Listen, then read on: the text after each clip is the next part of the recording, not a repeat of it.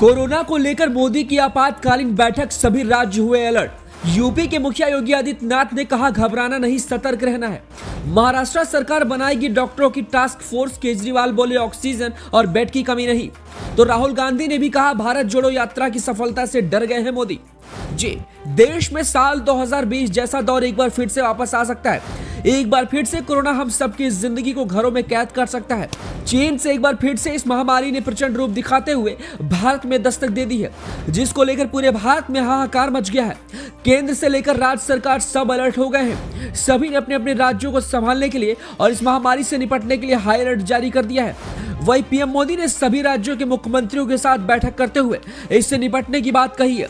वही खबरों के मुताबिक इस बार के वायरस का जो वेरिएंट है वो सबसे ज्यादा खतरनाक है, जिसको लेकर अभी से लोग डरे और सहमे हुए हैं। वही सरकार भी किसी भी तरीके से कोई लापरवाही नहीं बरतना चाह रही। लिहाजा पीएम मोदी ने हर एक तरीके से सभी राज्यों को निपटने के लिए निर्देश जारी किए हैं और सभी राज्यों को समर्थन देने की बात भी कही है। इस बीच पीएम मोदी की बैठक संपन्न होने के बाद सभी राज्यों ने भी अपने अपने तरीके से इस महामारी से निपटने के लिए राज्यों में सभी तरह की व्यवस्थाओं को लेकर अपनी अपनी बातें रखी, जिसमें सबसे पहले यूपी के मुखिया योगी आदित्यनाथ ने मीटिंग की और सभी प्रदेशवासियों को आश्वासन देते हुए कहा कि घबराना बिल्कुल भी नहीं, बस सावधान और सतर्क रहना है। हम आपके साथ हैं और आपको हमारा साथ चाहिए। हम बेहतर व्यवस्था देंगे और आपको किसी भी तरह की कोई परेशानी नहीं होगी। प्रदेश में बेड से लेकर ऑक्सीजन से लेकर दवा, किसी में भी कोई कमी नहीं है।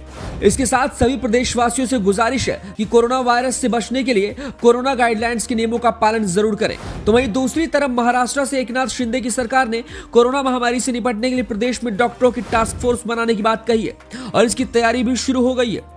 आपको बता दें कि देश के सबसे भीड़भाड़ वाले महानगर में हर एक तरीके से इस महामारी से निपटने की पूरी व्यवस्था सरकार ने कर रखी है। बस जनता को इसका सहयोग करने की जरूरत है।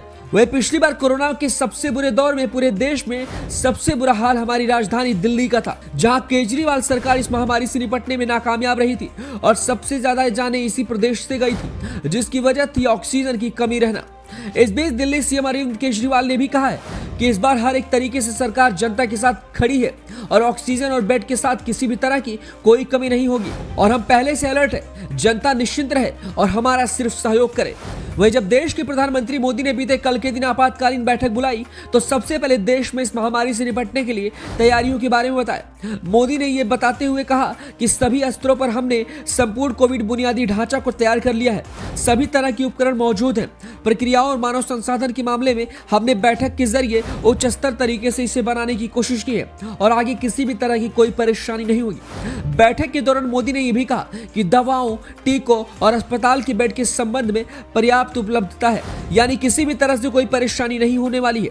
उन्होंने कहा कि आवश्यक दवाओं की उपलब्धता और कीमतों की नियमित निगरानी करने की हमने सलाह दे दी है और किसी भी तरह से देश की जनता को घबराने की जरूरत नहीं है। निश्चित रहे और बेहतर तरीके से हमारा साथ दे। तो देश के प्रधानमंत्री और सभी राज्यों के मुख्यमंत्री इस महामारी से निपटने के लिए तैयार है, लेकिन इसमें जनता के रूप में आपको भी सहयोग करना जरूरी है और सरकार द्वारा जारी कोरोना गाइडलाइंस के नियमों का भी पालन करना बेहद ही आवश्यक है। तभी हम इस महामारी से लड़ सकते हैं और इसमें हमारी जीत हो सकती है।